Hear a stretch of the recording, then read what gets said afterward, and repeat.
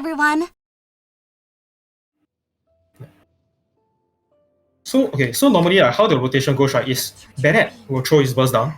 Okay, you'll swap to Sarah, right? Oops, my bad.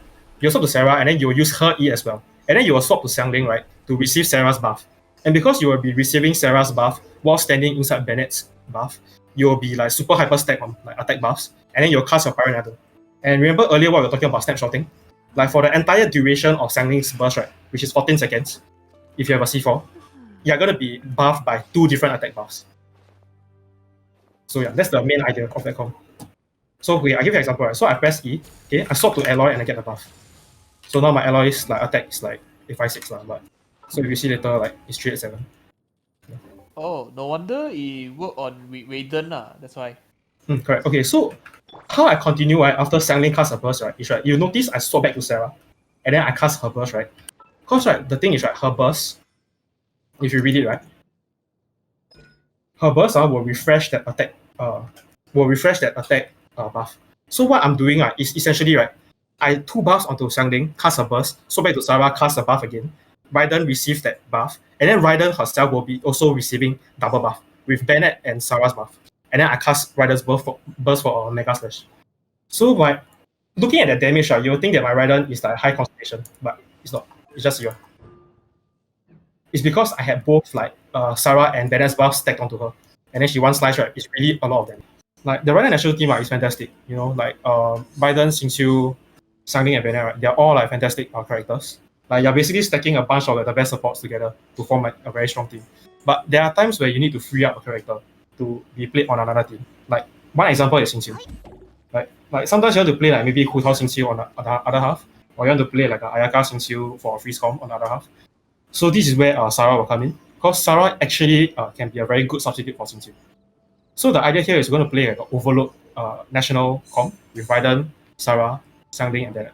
The idea here is that we're going to hyper funnel right, the damage onto Xiangling as well as Raiden using both Bennett and Sarah's attack buff. Okay, but there's a disclaimer here, like this is only viable if you have Sarah C2. Like otherwise the rotation becomes impossible to do. Okay, so one thing I'm gonna give you all right is right, like on floor chamber 3, obviously you're gonna pick like your best buff. Like it doesn't matter if it's only effective this chamber because like yeah, it's the final chamber, right? There's gonna be nothing like beyond this. And secondly, right, one pro tip I can give you all is you want to have all your energies charged up.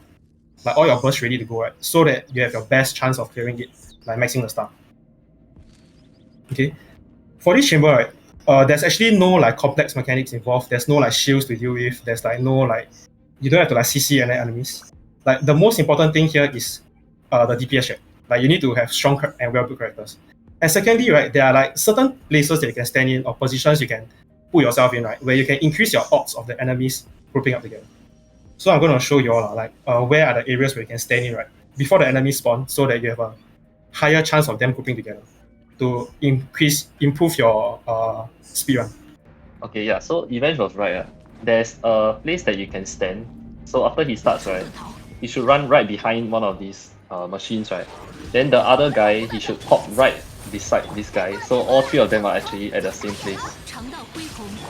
So this is how you group the enemies. Then once you're confident they're all grouped up, right, you can go ahead, use all your bursts, everything. Take them out reset. Then once you're done, you quickly rush to the other wave. Go to the rune guard, because the rune guard actually has almost twice the of those small little guys on the side. So you want to be targeting the rune guard, because you know the collateral damage at the side, right, will take care of those 4 guys. So as you can see, because he focused the rune guard, he actually managed to clear all of them together. If you want someone to guide you on your Abyss run, or check on your character builds, let's go onto Discord and hang out!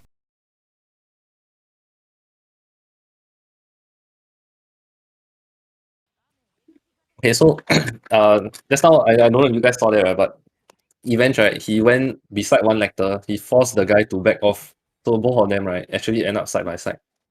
Then he predicted that the lector will spin backwards. That's why he went backwards to the other lector. So when the guy spins over, right, they'll be side by side. So this is actually really nice grouping by Event.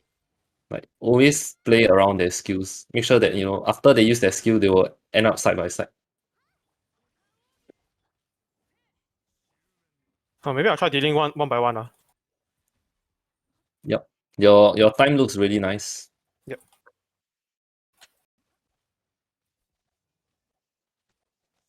Yeah, I need to heal up though. Oh, the only downside of this is like every time you heal, right, you will unfreeze them. Yeah. Okay, pretty nice. Side pyro damage to take down the shield as well. Yeah, this wow, this is really great, man. You're just getting whacked. Yeah. Okay, but it looks pretty nice. The timing should be able to get it this time. Walao eh.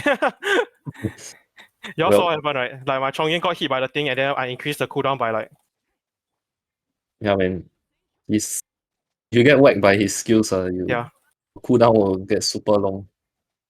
Okay, so I think he can barely Oh. hit it this time. Oh my god. Okay, nice. Holy shit. Very nice. Whew. So you see, he has more than 30 seconds for the pyro shield. So technically, what you want to see if you are actually doing this out like one by one, you want to have at least 25 to 30 seconds. So because the average time to take him down is like close to 20 seconds. So he's also taking around like 22, 23 seconds. Yeah. If you want someone to guide you on your best friend or check on your character builds, let's go on to Discord and hang out. We do elite runs, co-op events, abyss streams, and gacha streams. Our Telegram and Discord links are in the description below. See you next time. Bye bye.